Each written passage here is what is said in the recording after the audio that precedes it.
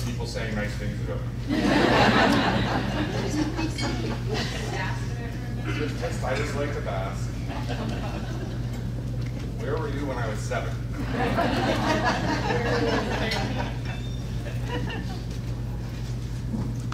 I guess just to here start. Yeah, so we'd like to first acknowledge the traditional territory, the traditional unceded territory, and specifically the Samaya Moon Nation, the Katsi and the Kwantlen. And we appreciate being here with you all. And it is very important and very relevant to be here on unceded Coast Salish territory. This morning, Zoey and I and our friend from Saskatoon started before coming here in a good way, offering medicines and offering thanks to the ancestors who took care and nurtured this land and ensured this land would be here for all of us. And we're always grateful to be and humbled to be invited and to visit other territories. We're equally grateful and humbled to be invited by Creative Cities Network and to come and spend some time with you today. It is literally a privilege to be able to be invited to stand on a stage like this. And we're going to try to demonstrate our gratitude today in how and what we share. We need the mics. Can everyone hear me? Yeah, we're good, right? Yeah. Okay, so... We have a fancy slideshow. We're not really, so here's the truth, we're not really slidey people. But I got $5 that says some of you really are.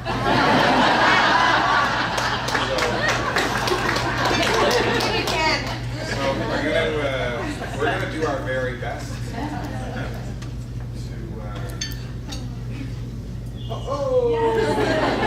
the applause can be now, by the way.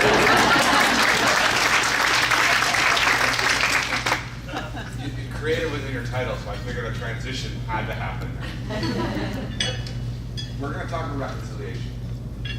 Yeah, and I think when I think about reconciliation, when we talk about reconciliation, we have to talk about reconciliation from within and really come to terms with that really loaded word and really be authentic, you know, in the conversations we have with ourselves. And so in saying that, I'm going to introduce myself. So I was born Zondra Maria Roy, and my mom thought it was a great name because Zondra means defender of mankind, but Zondra wasn't really a name that was like cool and grade 3. And a lot of kids thought I said lasagna. And so I was like, no. Mom knew that she was going to call me Zoey as my nickname. And so I kept that in the back. But when I was a teenager, I didn't know that I was Cree, Dene, and Métis. And I'm proud to say that I'm Cree, Dene, and Métis now, but it took a long time for me to realize that. So when I was a kid, I was just Zoey. And I always had, you know, a special affinity with Susan of Gluecark, but I never really knew what, you know, that meant. And as a teenager, I started having some identity issues. I knew I was First Nation. I didn't know I was Métis yet, but I didn't know that there was different types of First Nation. We didn't learn that in school. And so I never really knew where I fit in. I never went to reserves. I grew up in the military. And so when I was a teenager, I found the hip-hop culture. And it was through the hip-hop culture that I was able to explore more of myself. And I started building this wall in front of me and kind of creating a superhero. And so I started going by the name of Priceless.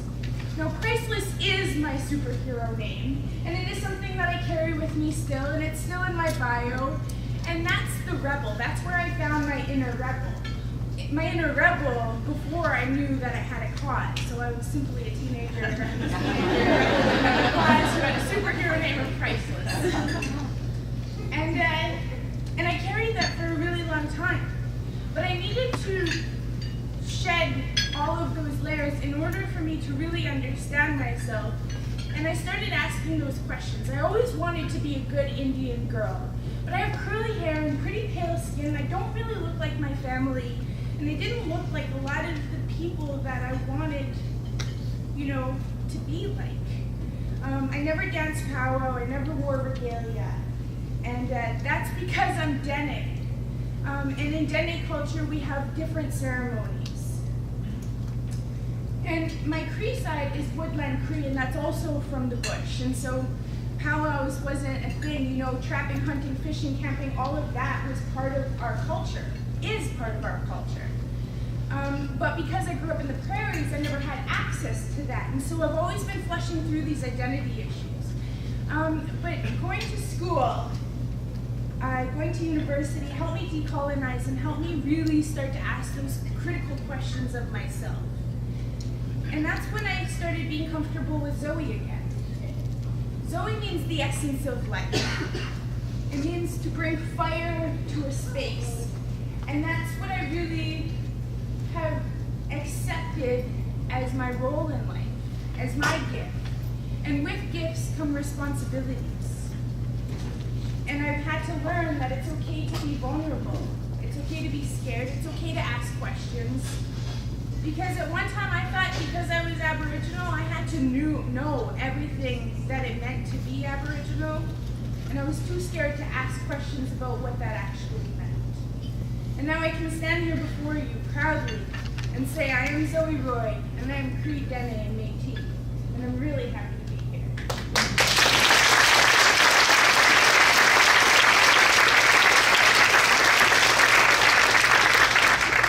And that's an example of how reconciliation has to start from within. Zoey went from Zandra to crisis. Zoey. My birth name was Stephen. And I was born in an era where First Nation children were taken from their families and taken from their communities. Residential schools were not having the effect, and that was the original intention, which was to destroy, and people say to take the Indian out of the Indian child. And that's really just a polite word for genocide. And so in the 60s, they started instead just taking babies from communities. And I was one of those babies, and I'm not sure if proud is the word, but I am pleased that I am part of the 60 Scoop court case in Ontario. And so Stephen faded into the past, and Pytor was born with an E. I was adopted by a family in my family who really worked hard and were diligent in trying to make sure that I knew that I was Aboriginal. But again, this is the early 70s, right? So knowing that I was Aboriginal meant I had a picture on the wall in my house and in my brother's house, and I think in my parents' house, of my mom and dad and brother and I were standing in front of a Toys R Us teepee. And I don't say that in a malicious way, because my brother still contends that it was his. Which raises the question that the white kid got the... but they did what they could do to make sure that I always knew that I was Ojibwe, now referenced as Anishinaabe. And I loved being different when I was little. I really did. I loved the fact that in our family photos on Facebook, you can see them white, brown. And when I was smaller, I was way browner than I am now. Like, I'm not sure what occurs as we get older, but I have to trim my ears now, and I get lighter with each passing year, and I'm good with that. Because that reconciliation piece for myself on who it means to be an Anishinaabe, who it means to be an Indigenous person living in a city now, I'm good with that. But it wasn't always. So Pytor, eventually, I really struggled with that. I struggled with who I was as a teenager. Because although I liked being different, once you hit grade 3, being different is no longer cool. And so no longer did I identify as, at the time, as an Indian. And I just faded and melted into the rest of my friends. But as a teenager, I always felt like something was missing in my life. I always felt like I didn't connect and I didn't belong.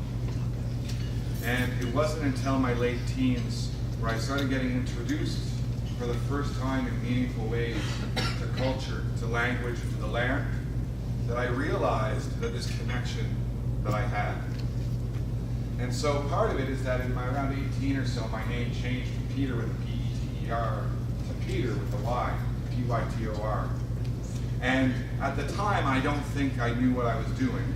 because I was 18, and not to dismiss 18-year-olds, but I really had no idea what I was doing. And never did I think the first time I wrote it that way, that 20 plus years later, I would still be Peter with a Y. But I did that, now as I reflect, because I needed to find who I was.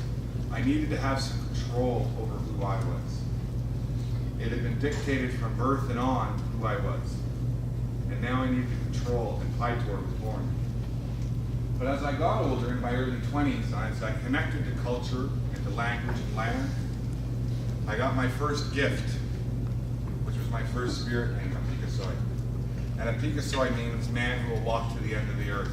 And I was humbled, and it was an emotional process, and it was through a day-long ceremony, and I was so grateful that I carried this new name.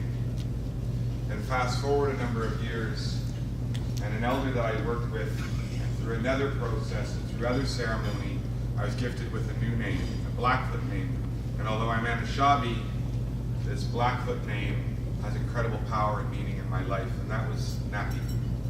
And Nappy in Blackfoot culture is he's the jokester, really, to begin with, which is good because I'm very, very funny and charming. But Nappy is also responsible for the teachings, and he uses those jokes and that laughter to teach the lessons that were given by Creator. And I was very humbled. It took me 2 years before I started being able to be comfortable to acknowledge myself as Nappy. And so I'm here today as Nappy with my friend Zoey, because we had to start the reconciliation process like every single one of you do, internally, because it begins inside. That's where reconciliation starts. Regardless of your background, culture, color, language, lived experiences, reconciliation starts from within.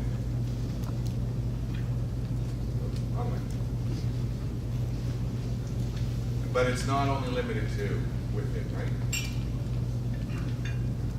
Yeah, I think, well, reconciliation starts from within, but it takes those critical conversations with each other about the topics, the questions that we might not be comfortable with asking.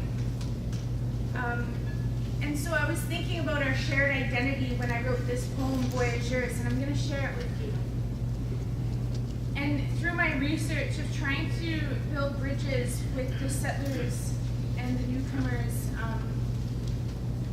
people who have colonized this nation and, where I felt pressed against the wall, at times by, part of reconciliation is that forgiveness and trying to put things into perspective. And so I looked at my European side, my French side, and I found my ancestors back to 1666. They came from Bessage, France, under the stewardship of Jean Talon, and they were voyageurs. A song I found, I'm going to include it in my poem, and this is the participatory part of this. Everyone can stand. I would invite you all to stand, and I'm going to share with you a few lines, and I just want you to repeat after me. So the first part is, huzzah, huzzah, on the river, you could hardly hear me. Huzzah, huzzah, on the river, you could hardly hear me. The second part is, huzzah, huzzah, on the river, you don't hear me at all. Huzzah, huzzah, on the river, you don't hear me at all. And this is a song that they would have sang while they were canoeing, building this great nation, and they did that to keep together. And so I would encourage you to keep together when we sing that part. All of you like this. And if this helps, you can canoe. It's suiting that it's suiting that it's in that we're in Surrey. And we're all here together, so this is great. There were young burly men from the eastern shore who knew from life they wanted more. Their plots were dry, their stories just beginning. They set off to love a life worth living. They were engaged in a plan by the Northwest Sea to traverse the land through the veins of streams. Who could they be? Who could they become? The voyageurs, they set out as one. To leave a home and to start anew was not as easy for each crew. A plan was made by just a few. These men each other they barely knew. They left behind a wholesome life, with some their families and some their wives. At what cost could this journey be? It was a true sacrifice, a testament to thee. Money was the draw until the first moon, and they realized this just all too soon. The dollars didn't matter to the trees and folks. It didn't matter to the water, to the paddles each stroke. The vie to be the manliest men, who could traverse the farthest across this land, who could stand the strongest against each demand, but together they knew they could not disband. They all met at the forks of Montreal, and a party arrived to farewell them all. They knew they had no wherewithal, but their families depended on their westward sprawl. The concept was simple, the company set. They demanded their lives and their respect. An old life in passing, so soon to forget, because all attention was needed for this next trek. The water highways tumultuous, their demeanors were calm. They responded to the water with a range of songs. The rhythm set pace to the paddles each dawn. This they knew is the paddle songs. Huzzah, huzzah, on the river, you could hardly hear me. Huzzah, huzzah, on the river, you don't hear me at all. Huzzah, huzzah, on the river, you could hardly hear me. Huzzah, huzzah, on the river, you don't hear me at all. The fast pace led them through the scariest moments that took their fear away. It took their attention and all of their logic they knew they had to play. The waves were fierce, the rapid surprise. This they knew was portaging time. They would haul their cargo on each of their backs, 3 packs of 90 pounds to be more exact. But the strongest, of course, would carry much more. And this was to their own accord. They gained more capital, they became more esteemed, and the bourgeois took notice as part of their scheme. Roles were defined and a company was set. They were determined to be noticed by the records they set. They went from pork eaters to Northmen to the real Athabascans in a season. Can you believe that? Who inspired these actions? The pork eaters went just as far as the interior. And their goal was to work, not to be more superior. So they traded with tribes for furs and tools because a market in Europe awaited these fools. You see, fur was in fashion, the business of vanity. Nonetheless, they could go home to be with their families. The Northmen went further and they learned to live off the land, becoming allies with tribes and facing nature's demands. They developed a system called the trading post. Some fell in love and no longer wanted to go. And the ones who traveled on, they gained the most masculine prowess. They became ingrained in the journey and they became the most proudest. The final stage was to gain an indigenous wife and to learn to live off the land like they did for life. You see, the story is as webbed as our Canadian streams, how we became a nation who are the Métis. Thank you.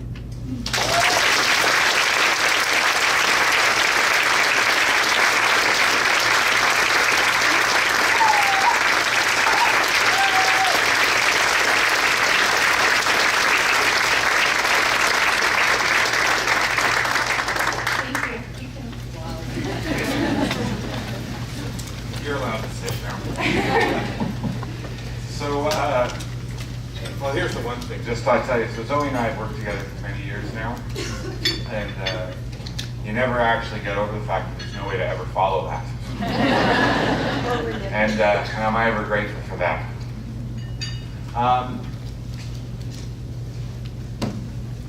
So, in order for me to accept these gifts, I had to realize that my voice mattered. And more important than that, I needed to find a way to make sure that other people know that their voices matter too. And I want you to know that you matter, that you're not here out of a coincidence. and that you are important to this conversation. Your voice matters to this conversation. And when we talk about this big, word, reconciliation, it's going to take baby steps, but you being here and the work you're going to continue to do in your organization or in your life matters. And so don't forget that. And so you do matter being here, you matter as people, you matter in reconciliation. But you also are important. Your presence here is important. What you do is important. How you do it is important. But more than anything, more than any of your jobs or your roles or your titles, just simply you being is important. Each one of you is an important component of your family, of your community, of your city, of this country. And as individuals, every single person here is important. And you are important in reconciliation. You are important as a piece of that process.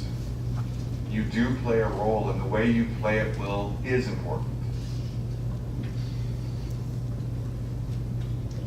And in saying that, hopefully we can come to a place where we internalize this next statement, that you do belong.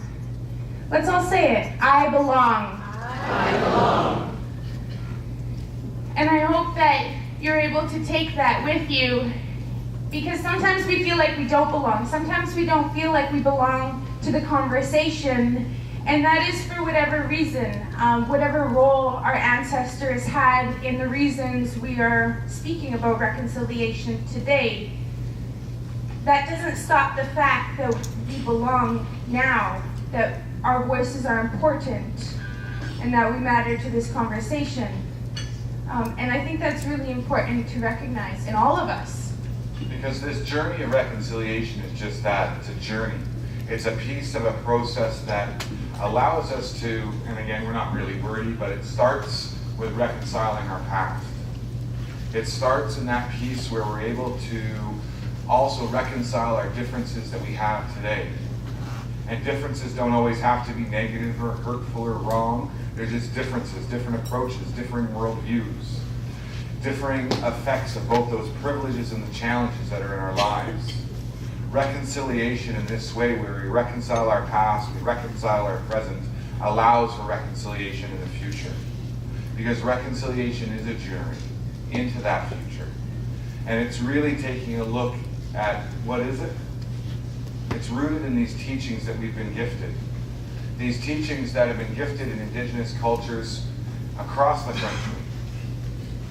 Different nations, different peoples have these same teachings that have been gifted and carried down for generations. These 7 gifts, just words on a screen, but as part of the journey, we have the ability to turn them and breathe life into them. Love, honesty, wisdom, humility, courage, respect, and truth.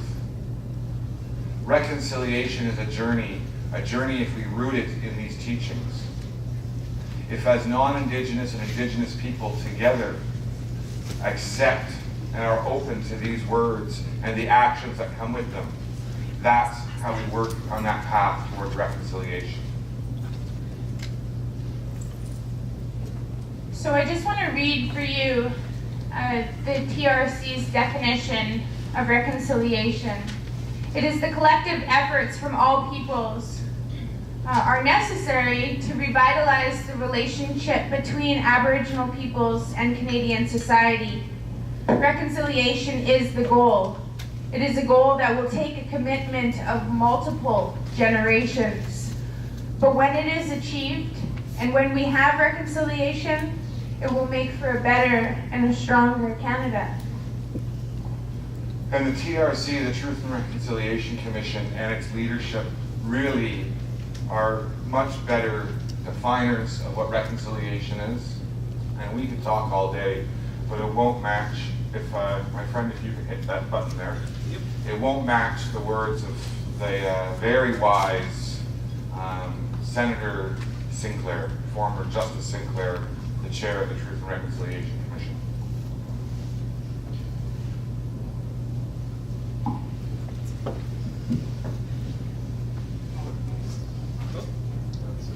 Reconciliation Commission of Canada. I want to talk to you for a few minutes about the issue of reconciliation, something which of course is very important to us here at the Commission, but also is of interest and importance to a lot of people in Canada. One of the things that we at the Commission have discovered is that it took us a long time to get to this point in terms of the relationship between Aboriginal people in this country. 7 generations of children went through the residential schools. And each of those children who were educated were told that their lives were not as good as the lives of the non-Aboriginal people of this country. They were told that their languages, their cultures were irrelevant. They were told that their people and their ancestors were heathens and pagans and uncivilized and needed to give up that way of life to come to a different way of living. At the same time that that was going on, non-Aboriginal children in the non-Aboriginal school systems of this country were also being told the same thing about Aboriginal people. So as a result, many generations of children, including you and your parents, have been raised to think about things in a different way, in the wrong way, in a way that is negative when it comes to Aboriginal people. We need to change that. It was the educational system that has contributed to this problem in this country. It is the educational system, we believe, that's going to help us to get away from this. We need to look at the way that we educate children. We need to look at the way that we educate ourselves. We need to look at what it is that our textbooks say about Aboriginal people. We need to look at what it is that Aboriginal people themselves are allowed to say within the educational system about their own histories. In addition to that, we also believe that what's important when it comes to looking at the way that children are educated is to understand that because it took us so many generations to get to this point, it's going to take us at least a few generations to be able to say that we are making progress. We cannot look for quick and easy solutions because there are none. We need to be able to look at this from the perspective of where do we want to be in 3 or 4 or 5 or 7 generations from now when we talk about the relationship between Aboriginal and non-Aboriginal people in this country. And if we can agree on what that relationship needs to look like in the future, and what we need to think about is what can we do today that will contribute to that objective. Reconciliation will be about ensuring that everything that we do today is aimed at that high standard of restoring that balance to that relationship.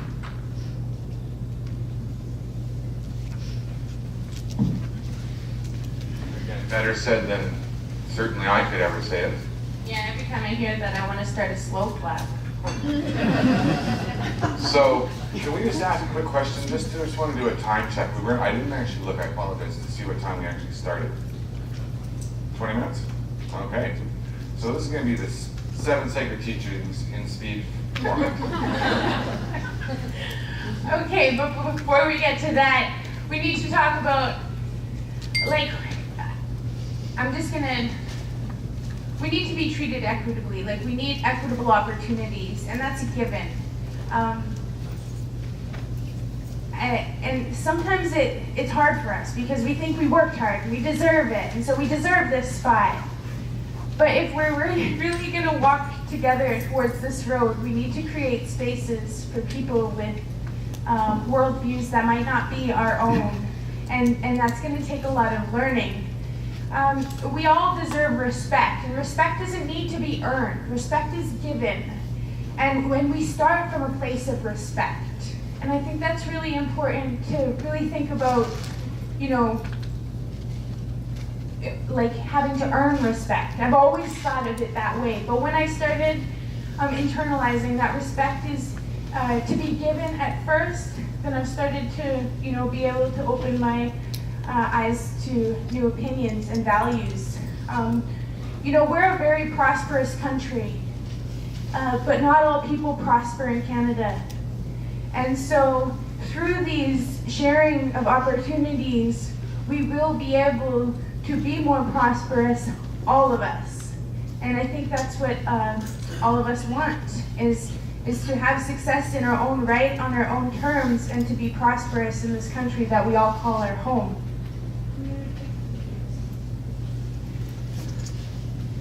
We need spaces to learn, and making spaces for allies to learn. Like I said in my introduction, I didn't know my identity at the beginning. I discovered that because I learn from community, and I'm proud to say that I am community made. It's people like you who have reached out, who shown me the way. And I know that we can all do that for the younger generation. And so from this inspiration, I've learned that demonstrating and role modeling these teachings in the way we walk is especially important. If you look at the slide here, you'll see a statue, and it's called Dignity. It's in Chamberlain, South Dakota, and it was designed by a non-Indigenous artist.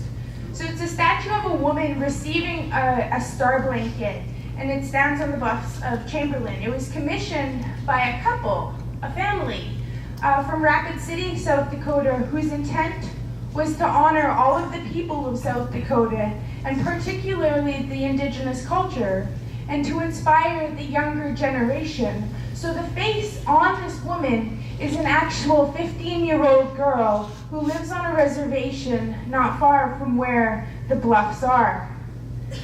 In the plains, receiving a star blanket is a tremendous honor. It's one of the biggest honors you can receive. And once you receive a star blanket, you're never going to forget that moment. So artist Dale Lamphere, he hoped that the sculpture might serve as a symbol of respect for promise for the future. And already the community has shown their gratitude and said that it's actually made a huge difference in the community and the way the young people see themselves. And so it's important to take a look at these pieces as these opportunities to bring together Indigenous and non-Indigenous people and communities, to celebrate, to honor, and to recognize. And so this was an example that when we saw it, she just spoke to us truthfully, and is a wonderful demonstration of what can happen. Because we need to see these pieces. We need, as Indigenous people, you need as non-Indigenous people, we need to see them. For us, we need to see them because it's important to recognize that the hurt and anger and pain still resonates every day for so many people. The systems that have existed, that have created these challenges, are still in place. And I'm sure you all know this where you work, that there's systemic challenges that will prevent you from returning home and spearheading a movement without a lot of meetings. Many of which that probably won't have Indigenous people in the room. So we have to always acknowledge that, but also looking at the positive outcomes, things like this statue, that speak to the outcomes of walking together in a good way. Because as Justice Sinclair said, or Senator Sinclair now said, the reality is that it is about generations away. Earlier this year, you may have heard that in Attawapiskat, the chief of Attawapiskat First Nation declared a state of emergency after a series of very serious suicide attempts by more than 10 young girls and boys in that community. There was no irony, I didn't see any irony that when that was declared on April 9th, 2 days later was the 140th anniversary of the signing of the Indian Act in Canada. And so I think about that often because I think 140 years, and so sociologists tell us that a generation is generally 20 years. And so I think back, 7 generations from the day that act, that piece of legislation that has prevented the success, the health, and the well-being of so many of our peoples in this country. I am, I'll come back to here. It's not lost on me that 7 generations from the signing, that critical incident was occurring in Attawapiskat and in communities across the country. And so when we think of this and talk about this, it's actually really challenging to wonder if reconciliation is even possible. The fact that this is still happening last night. When we burnt medicines today, we kept in our prayers communities in northern Saskatchewan who were reeling last night after another suicide of a child. Thank you. And so it really does make us wonder and question, is reconciliation a unicorn maybe? Is it something that we may think could be out there? Or is it possible? Zoey and I think we believe it is possible, but we have to be mindful that at the very starting place, we might not see those results today. And much like that signing of that legislation has effects 140 years later, your actions and decisions and commitments and collaboration combined with our knowledge and passion and our commitment to walk in a good way together, that's where this change will happen. The survival of Indigenous peoples across the country. And we do believe, hey Zoey, that reconciliation is possible. Of course, when we talk about truth, which is one of the sacred teachings, and I want to talk about why they're sacred. It's because they work. But they also take a lot of work, and they take a lot of work from all of us.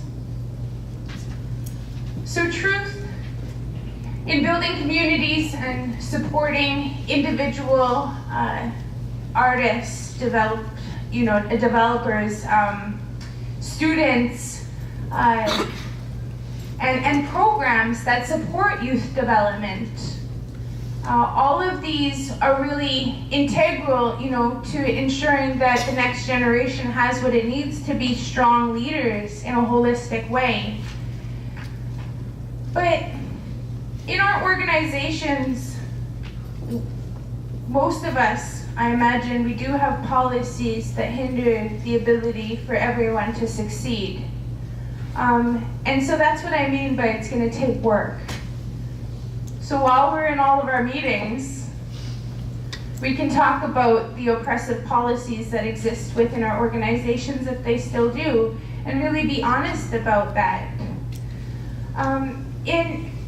And also, it could be basic, and it's about acknowledging the Indigenous territory that we're on. Every single place that we are in Canada, we are on traditional Indigenous territory. And if we could start there, if we could just learn the truth of where we live, then at least we have that. And we're strengthening our foundation, one piece at a time. And that's a really tangible way to start. So I would encourage you, if you don't already know, to go back to your community and learn about the traditional territory that you are on. And I would further encourage you to acknowledge the traditional territory, and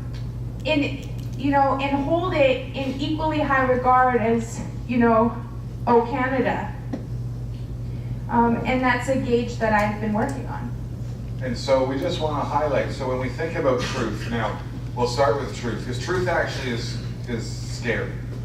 So truth really actually frightens, at least it frightens me. Maybe it doesn't frighten you, but truth can be really scary at times and for people. So I'll start with my own truth, is that on a slideshow, I may have deleted the slide that said truth. It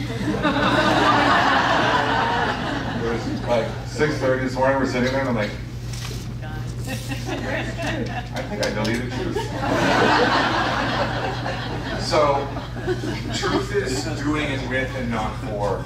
Truth is about, and in fact, the greatest example, and of course I'm biased, so the greatest example I have around truth and starting this path of reconciliation is in Kingston, and the work of the City of Kingston and the Mayor and Council and the staff of Cultural Services, who really have created and charted a path that other municipalities and organizations could, and I hopefully should be looking at as a process. So, and again, we're going to now start to speed talk a little bit.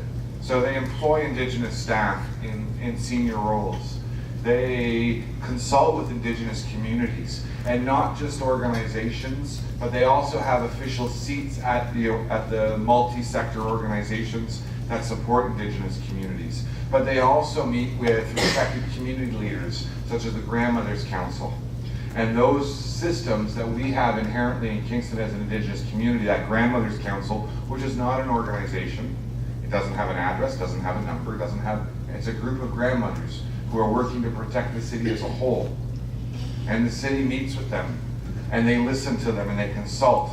And that was, in fact, the City of Kingston has a statement that's read at the beginning of council meetings, correct me if I'm wrong, at public events, at functions, and it's read by the mayor. Once a year in council chambers, the mayor and council come together for ceremony, where they have not only a smudge, they also have a talking stick that was gifted to the city, and they also, if I'm not mistaken, have a hulik, the Inuit lantern, the lamp that gets lit by the Inuit people as a sign of light. And these are actions happening at that level, and they happen because the city and the city staff worked with council to pass motions that in turn ensure that city employees are aware, focused, and inclusive. And that's an example of truth. So I'm building on Zoe's suggestion, and really actually, if you're looking for something you can do, you can work within your organization, whether it's the city, whether it's government, whether it's an arts organization, to be really being honest and being truthful about where is the land that you're on, and how do you acknowledge it in a good and honorable way? How do you create the partnerships and relationships that allow for those things to occur? So truth, we'll pretend that slide says truth, by the way. So truth is that first teaching, and it's that knowing, and it leads us to humility, which is, conveniently already on the board. So humility is a scary one, especially humility within, our roles in our organizations. And so one of the examples that we have for you is from the University of Winnipeg. David Bernard is the president of the University of Winnipeg. And in 2011, he gave a public address, a public apology for the University of Winnipeg's role in the residential school. Now, they weren't directly tied to the residential school, but what they did do is train the nurses, the teacher, the principals, all of the staff at the residential school. And so they facilitated, the makings of that aspect of them, and he acknowledged that. And the second thing that he acknowledged is that they knew what was happening in those residential schools, and they still train those people. And while they heard everything going on at the schools, they just stood back and let it happen. And now maybe David Bernard wasn't directly involved, but he did take responsibility for their role. And to me, that is exemplary of humility and something that we might be able to consider.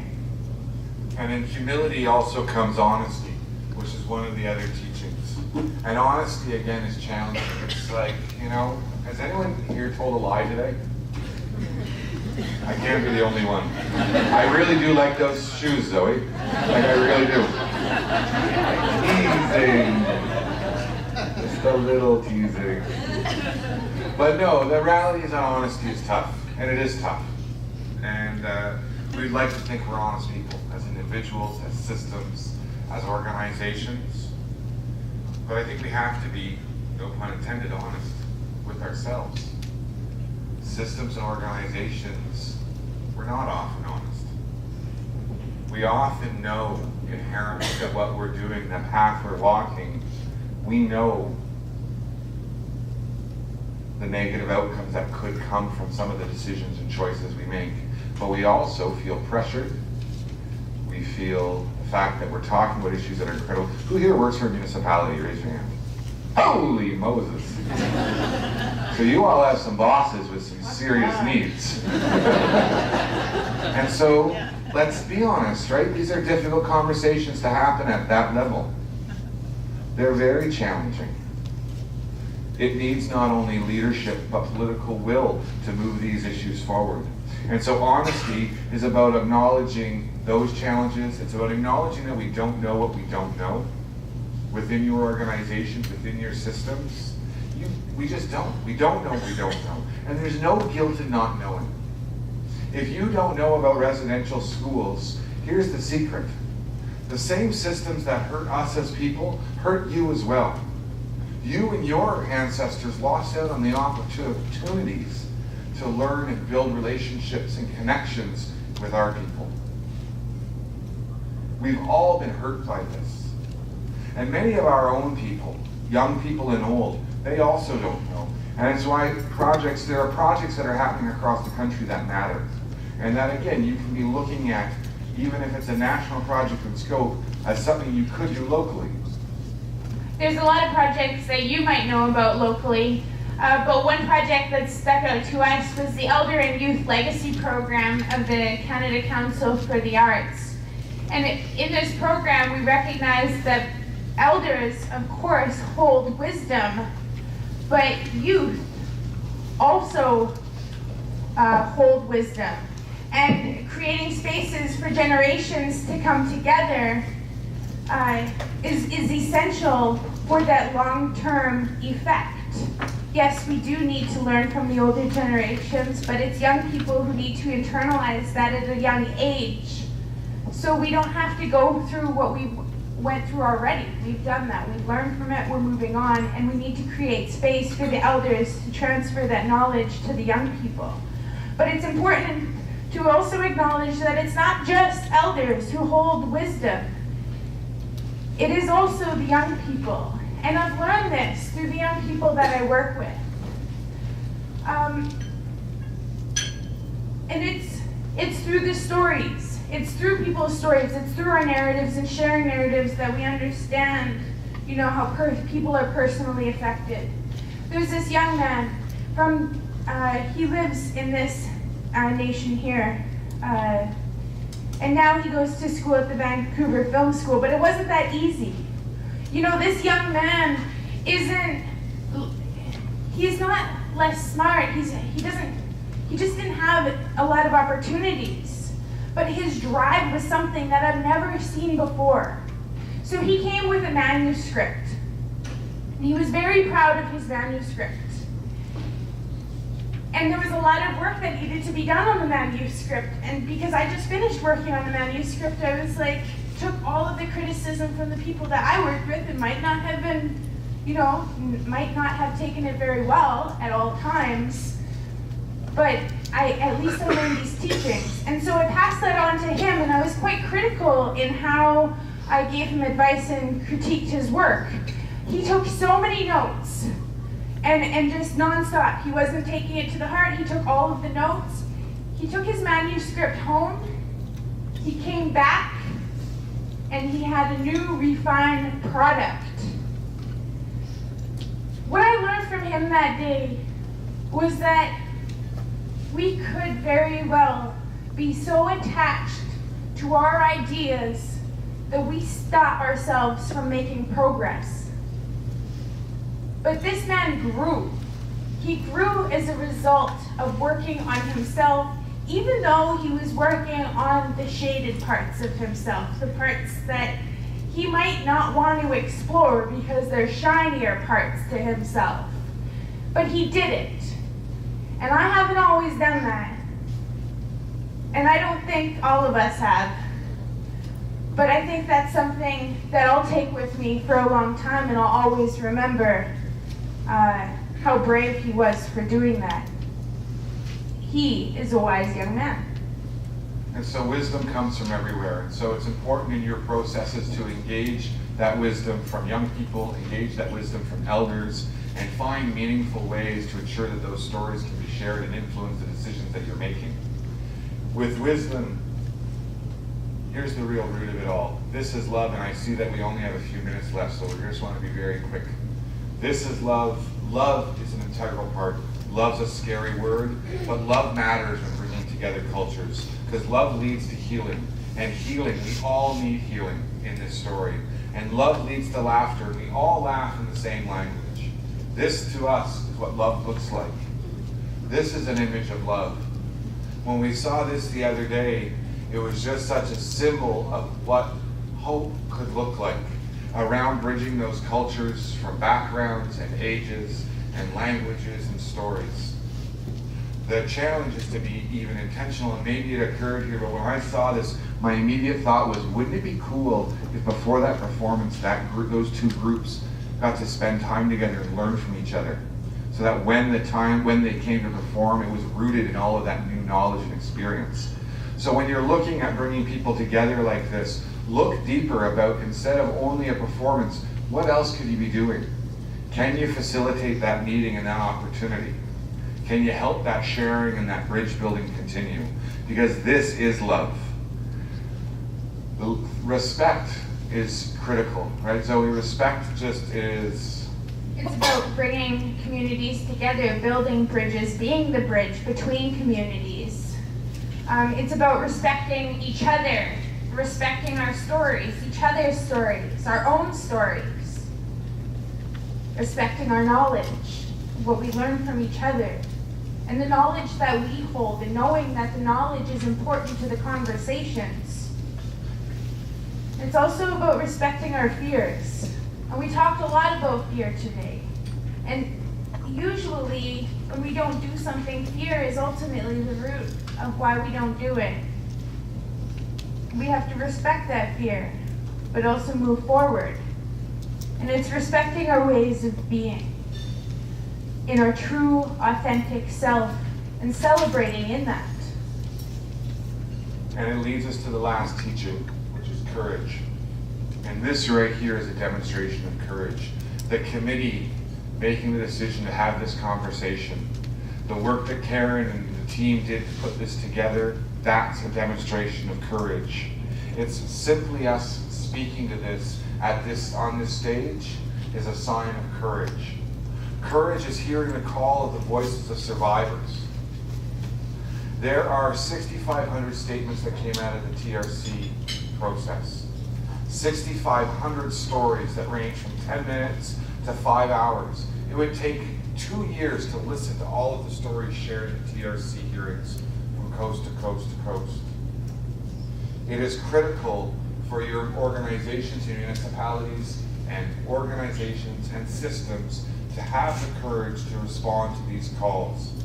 As we said, we're not wordy folks, really, we're not slidey folks, but I encourage you to look at the TRC calls to action. At number 79, and insert the name of your municipality or organization. We call upon the federal government, meaning your organization. It doesn't have to limit it to the feds for this. Everyone can take on this role. We call, in collaboration with survivors, Aboriginal organizations, and the arts community, I think that's lots of you, right? They're calling on you to stand up and develop a reconciliation framework for Canadian heritage and commemoration. You can do that at the national level. You can help move that forward. You can do it at the municipal level. Creative cities are caring cities and are courageous cities. And being courageous means responding to those 6,500 stories and all of those that we never heard. It's about calling on the other provincial and territorial governments to work with survivors and organizations and others, which include all of you, to commission and install publicly accessible, am I reading the same one? Yes. Monuments. Where in your community are you acknowledging the pain and the trauma and the healing that now can take place between your municipalities, your organizations, and your Indigenous communities that live in your territory? And the last one is that courage to the Canada Council for the Arts to establish as a funding priority for Indigenous and non-Indigenous artists to undertake collaborative projects and produce works that contribute to the reconciliation process. And again, take out the Council, Canada Council for the Arts, and put in the name of your organization. Courage matters. Courage is in our hearts. And reconciliation is not, in fact, a unicorn if we're driven by this courage. Because it's performing anytime and anywhere. I know that we are out of time, but I invite I'm going to look past Colin. He's giving me like the stink eye.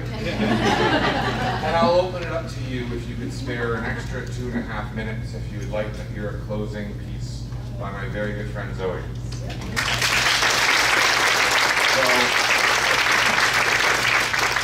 And Zoey demonstrates what courage is repeatedly in her performances, in sharing her stories that are influenced and driven by her journey. And so this is courage, and each one of you is courage. And so I will close and just say, Chimigwich, and thank you for having us. And we're very ready, Zoe and I, to walk this path together with you. And we're grateful to be here. And it is, again, as I said at the beginning, it's a privilege. And as always, a privilege to stand with my good friend and to hear her words. And so we will acknowledge that we're being respectful and be time sensitive, and we'll finish with this. There's 6 Cree words in this poem, and I'm going to encourage you to say them after me, okay? Well, not in the poem, just right now. I'm going to teach you them. The first is, whoa. Be my, no. Wakotuin. Let's try that one more time. Wakotuin. And the Wakotuin means kinship. And there's a lot, it's a lot deeper than that. So, but the root of it is kinship. The second word is bimatsuin. Let's try that one more time. Bimatsuin. That is the concept of the good life, and that also takes time to learn, so I would encourage you to take that with you. Learn about the good life. The third word is Esquayawak. Esquayawak means women. Nistewak. Nistewak means men. Manachituin. It means to do no harm. And Wanaskewin. It means to live harmoniously.